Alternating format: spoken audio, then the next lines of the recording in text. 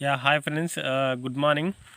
Today our quotation of the day is education opens up the mind, expand it and allows you to improve your life in so many ways.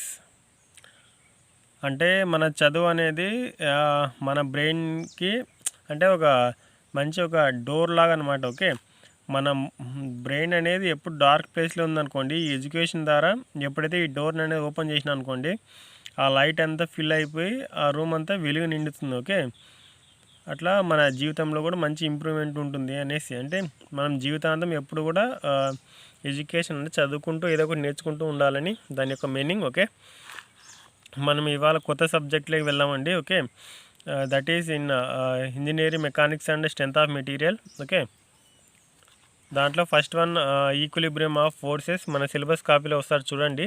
Okay, first of all engineering mechanics అంటే ఏంటిది? Okay, ఇక్కడ okay సియర్ ఇక్కడ engineering mechanics అంటే it is mainly deals with the rigid body. Okay, ఒక object మీద sum of the load అనేది వేసినప్పుడు దాని మీద సమ్ అమౌంట్ ఆఫ్ డిఫార్మేషన్ అనేది జరుగుతుంది. ఓకే, కొద్దిగా జరుగుతుంది, కొన్ని దానిలో జరగదు. ఓకే, ఆ జరగని దాని గురించి మనము అంటే యాక్చువల్ కొద్దిగానే జరుగుతుంది,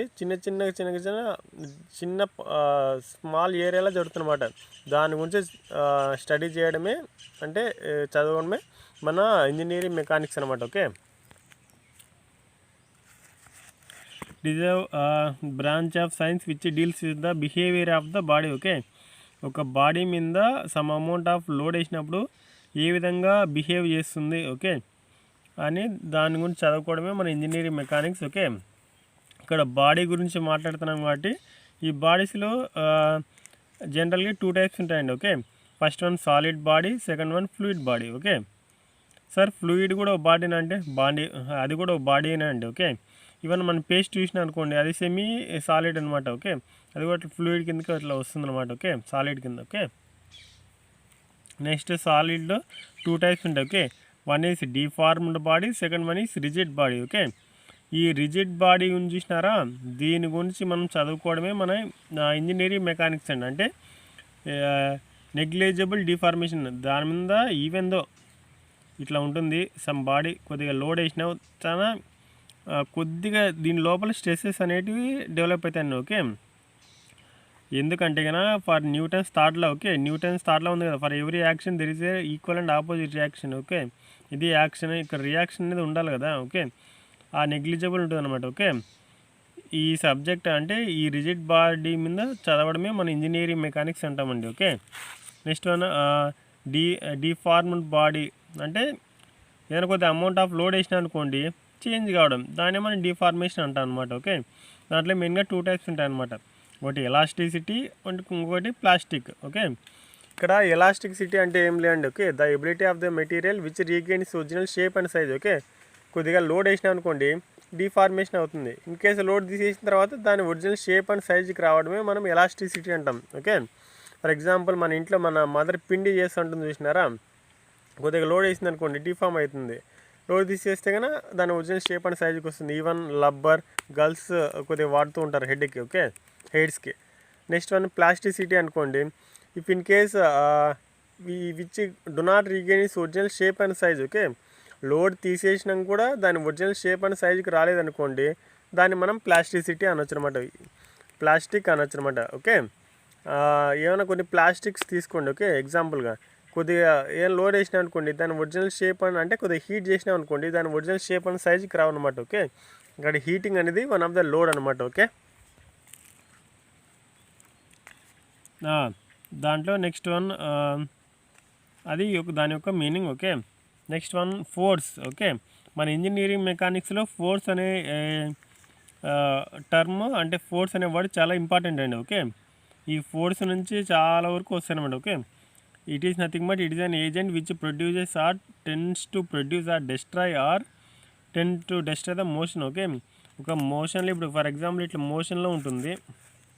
ఓకే, ఇట్లా మోషన్లో ఉన్న దాన్ని సడన్గా ఏదైనా ఫోర్స్ అనేది ఆపింది అనుకోండి, ఏదైనా ఒక బ్యారియర్, దీన్నే మనం ఫోర్స్ అనొచ్చు అంటాయి. Okay, it has both magnitude and direction. Okay, ఇప్పుడు ఉంది ఇట్లా ఇది మ్యాగ్నిట్యూడ్తో మూవ్ అవుతుంది, అది వెల్ యాజ్ డైరెక్షన్లో మూవ్ అవుతుంది అనమాట. ఓకే, నార్త్ సౌత్ అట్లా. ఇది ఈ రెండు ఉంటాయి అన్నమాట ఫోర్స్లో. సో అందుకనేసి it is one of the vector quantity. Okay, దీన్ని మనం వెక్టార్ క్వాంటిటీ కూడా అనొచ్చు అనమాట. దాని ఎస్ఐ యూనిట్స్ వచ్చి newtons. Okay, next one resultant of forces. Okay, ఇక్కడ రిజల్టెంట్ ఆఫ్ ఫోర్సెస్ అంటే ఏం లేదండి. ఓకే, ఫర్ ఎగ్జాంపుల్ ఒక ఆబ్జెక్ట్ మీద సమ్ అమౌంట్ ఆఫ్ లోడ్ అనేది వేస్తున్నాము. ఓకే, ఇది ఒక బాడీ, సమ్ అమౌంట్ ఆఫ్ ఇక్కడ ఎంత 100 న్యూటన్స్ వేస్తున్నాము F1. ఓకే, ఇక్కడ ఏముంది F2 మీద కూడా సమ్ అమౌంట్ ఆఫ్ ఒక 50 న్యూటన్స్ వేస్తున్నాం అనమాట లోడ్. ఓకే, ఈ రెండింటి మధ్య అంటే ఇప్పుడు నెక్స్ట్ ఏమవుతుంది? ఓకే, ఇప్పుడు ఎటు సైడ్ మూవ్ అవుతుంది? ఆబ్వియస్గా అంటే ఇది రైట్, ఇది లెఫ్ట్. ఓకే, ఇది ఆబ్వియస్గా రైట్ సైడే మూవ్ అవుతుందండి. ఓకే, ఎందుకంటే కన్నా ఇక్కడ మనము ఏం చేస్తున్నాము, ఫోర్స్ అనేది ఎక్కువ ఇస్తున్నాం అన్నమాట. ఓకే, సో ఇక్కడ రిజల్టెంట్ అంటే ఈ ఫోర్సెస్ అంటే ఏది it is nothing but F1 minus F2 అంటే బిగ్గర్ ఫోర్స్లోంచి స్మాలర్ ఫోర్స్ని తీసేస్తే వచ్చేది దాన్నే మనము రిజల్టెంట్ ఫోర్స్ అంటారండి. ఓకే, 100 మైనస్ 50 అంటే 50, ఇది రిజల్టెంట్ ఫోర్సెస్ అనమాట. ఓకే, ఈవెన్ మన ఏరోప్లేన్ కూడా అంతే, ఇట్లా ఉంటుంది కదా.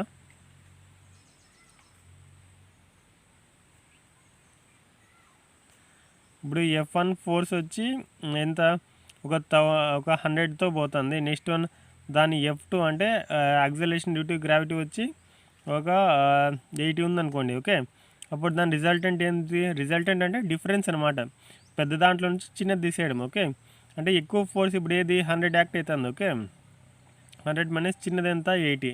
Okay, 20 resultant force. ఓకే, దీన్నే మనం రిజల్టెంట్ ఫోర్స్ అంటాను. Okay, it is possible to find the single force, ఒక్కటే ఫోర్స్ అనమాట. ఈ రెండు కలిపితే వచ్చేది రిజల్టెంట్ ఫోర్స్, దాన్ని ఒక్కటే అంటారు. Which will have the same effect as that of number of forces acting on a body 1 2 3 4 ఇట్లా. Okay, the single force is called resultant force. ఒకే ఫోర్స్ని చూసినారా, దాన్ని మనము రిజల్టెంట్ ఆఫ్ ఫోర్సెస్ అంటారండి. ఓకే, నెక్స్ట్ వన్, ఈ రిజల్టెంట్ ఆఫ్ ఫోర్సెస్లో ఏమైనా క్లాసిఫికేషన్స్ ఉన్నాయా సార్ అంటే ఉన్నాయండి. ఓకే, దీంట్లో మెయిన్గా 2 క్లాసిఫికేషన్స్ ఉంటాయి. ఒకటి 2 ఫోర్స్ సిస్టమ్, ఒకటి 3 ఫోర్స్ సిస్టమ్ అనమాట.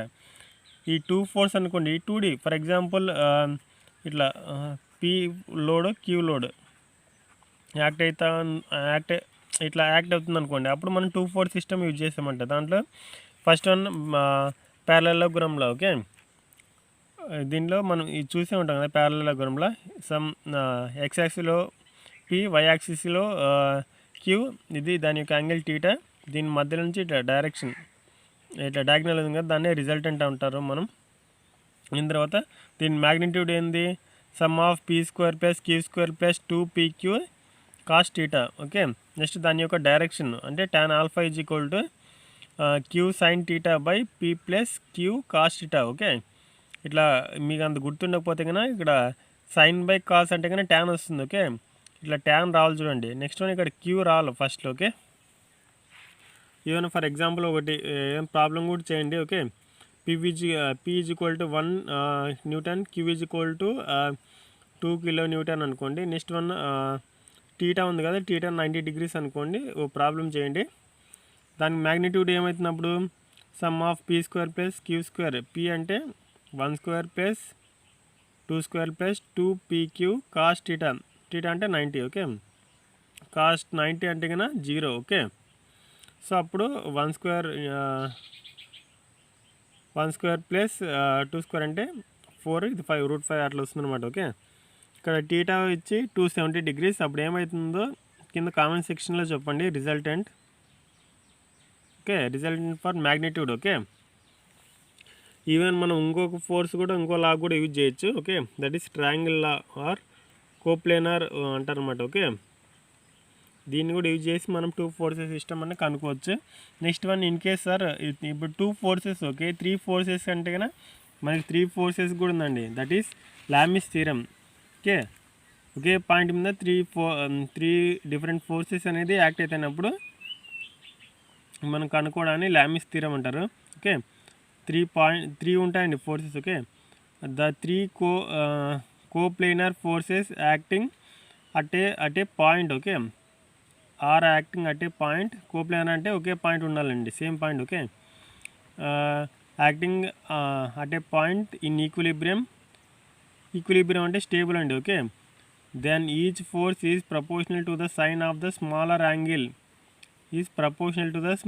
Angle between the other two forces అనమాట. ఫర్ ఎగ్జాంపుల్ పీకి ఆపోజిట్గా ఉండేది ఆల్ఫా, నెక్స్ట్ క్యూకి ఆపోజిట్గా ఉండేది బీటా, నెక్స్ట్ ఆర్కి ఆపోజిట్గా ఉండేది గామా. ఓకే, ఆ విధంగా అనమాట. P by sine alpha is equal to Q by sine beta is equal to R by sine gamma. Okay, దానికి రిజల్టెంట్ వచ్చి summation of horizontal forces plus vertical forces అనమాట. Okay, ఈ విధంగా కూడా చెప్పొచ్చు. నెక్స్ట్